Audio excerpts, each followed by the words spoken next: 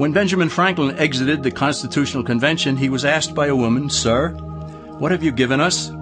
His immediate response was, "A republic, ma'am, if you can keep it." Yet most Americans today have been persuaded that our nation's governmental system is a democracy and not a republic. The difference between these two is essential in understanding Americanism and the American system. Before we discuss political systems, however, it's helpful to address the confusion that has been spread about the political spectrum. Many have been led to believe that the political spectrum places groups such as communists on the far left, fascists or dictators on the far right, and political moderates or centrists in the middle. However, a more accurate political spectrum will show government having zero power on the far right to having 100% power on the far left. At the extreme right, there is no government. The extreme left features total government under such labels as communism, socialism, Nazism, fascism, princes, potentates, dictators, kings, any form of total government.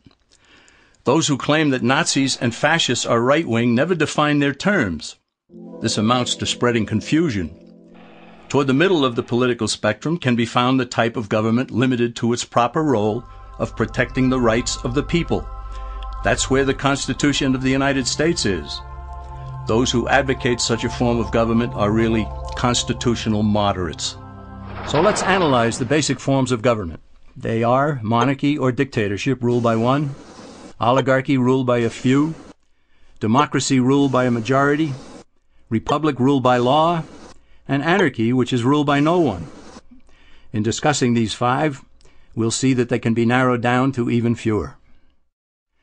Looking first at monarchy or dictatorship, this form of government doesn't really exist in the practical sense. It's always a group that puts one of its members up front. A king has his council of nobles or earls, and every dictator has his bureaucrats or commissars, the men behind the scenes. This isn't ruled by one, even though one person may be the visible leader. It's ruled by a group.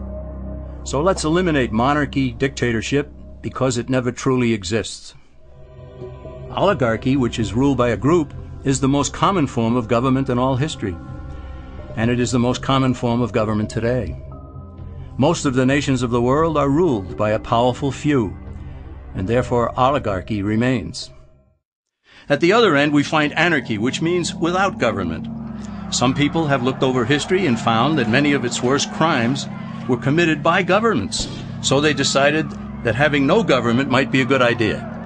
But this is a mistake, because as the ancient Greeks stated, without law there can be no freedom. Our founding fathers agreed and held that some amount of government is a necessary force in any civilized, orderly society. In a state of anarchy, however, everyone has to guard life, liberty, and property, and the lives of family members. Everyone must be armed, and movement is severely restricted because one's property has to be protected at all times. Civilized people have always hired someone to do the guarding, a sheriff, a police force, or some branch of government. Once law enforcement was in place, the people were freer. They could leave their property, work in the fields, and so on. In short, the proper amount of government makes everyone freer. There are some who advocate anarchy, however, not because they want no government, but because they don't like what they have. They use anarchy as a tool for revolutionary change. The condition of anarchy is very much like a vacuum where something rushes in to fill it. These calculating anarchists work to break down the existing government with rioting, killing, looting, and terrorism. Tragically, the people living in such chaos often go to those best able to put an end to it and beg them to take over and restore order. And who is best able to put an end to the chaos? The very people who started it. The anarchists who created the problem then create a government run by them, an oligarchy, where they have total power. This is exactly what happened in Russia that led to Lenin taking total power, and in Germany where Hitler's brown shirts created the chaos that brought him to power. But anarchy isn't a stable form of government. It's a quick transition from something that exists to something desired by the power-hungry. It's a temporary condition, and because it isn't permanent, we eliminate it as well. The word democracy comes from two Greek words, demos, meaning people, and kratein, meaning to rule. Democracy, therefore, means the rule of the people, majority rule. This, of course, sounds good, but suppose the majority decides to take away one's home, or business, or children. Obviously, there has to be a limit. The flaw in democracy is that the majority isn't restrained. If more than half the people can be persuaded to want something in a democracy, they rule. What about republic? Well, that comes from the Latin, res meaning thing, and publica meaning public. It means the public thing, the law. A true republic is one where the government is limited by law, leaving the people alone.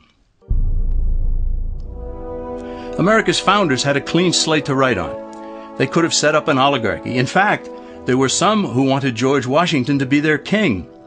But the founding fathers knew history, and they chose to give us the rule of law in a republic, not the rule of a majority in a democracy. Why? Let's demonstrate the difference in the setting of the Old West. Consider a lynch mob in a democracy. 35 horseback riders chase one lone gunman. They catch him, and they vote 35-1 to hang him. Democracy has triumphed, and there's one less gunman to contend with. Now consider the same scenario in a republic. The 35 horseback riders catch the gunman and vote 35-1 to hang him. But the sheriff arrives, and he says, "You can't kill him. He's got his right to a fair trial."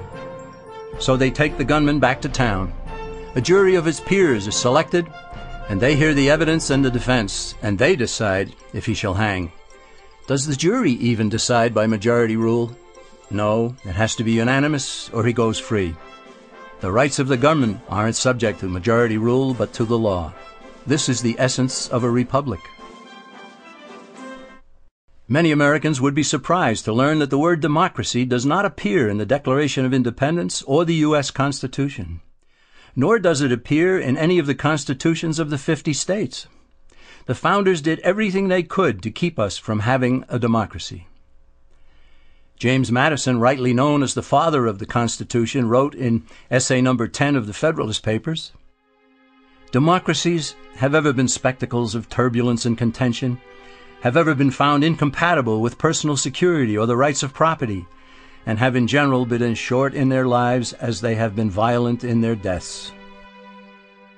Alexander Hamilton agreed, and he stated, "We are a republican government. Real liberty is never found in despotism or in the extremes of democracy." Samuel Adams, a signer of the Declaration of Independence, stated, "Democracy never lasts long. It soon wastes, exhausts, and murders itself."